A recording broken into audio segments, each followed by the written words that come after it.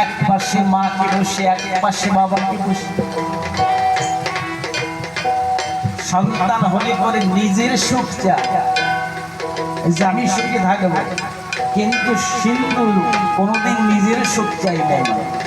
সিন্ধু চেয়েছি যে আমার মা বাবার যেন শেষ দিন পর্যন্ত যেন সেবা করে যেতে পারে।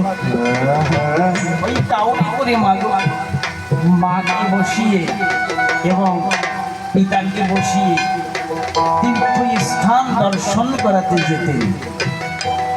এই তীর্থস্থান দর্শন করিয়ে আবার সিন্ধু জিজ্ঞাসা করতো, বাবা আর কোনো তীর্থস্থানের আশা আছে? বাবা বলছেন, আমার শেষ আশা রয়েছে, যদি কাশিটা একটু দেখতে পারতেম, কাশিতে যেতে পারলে আমার মনের বাসনা পূর্ণ। সিন্ধু বলছে, মাগো সে তো 6 মাসের পথ, আমি ধীরে ধীরে সেখানেও তোমাকে নিয়ে যাব। এই কথা বলতে বলতেই আজ গভীর নিশীথে অষ্টবক্র সেদিন রাত্রের কথা শোনো। এই অযোধ্যার রাজন দশরথের হস্তে কেমন কেমন কর্ম হয়ে গেল, যে কর্ম অনুসারে তার মরণ হয়ে গেছে।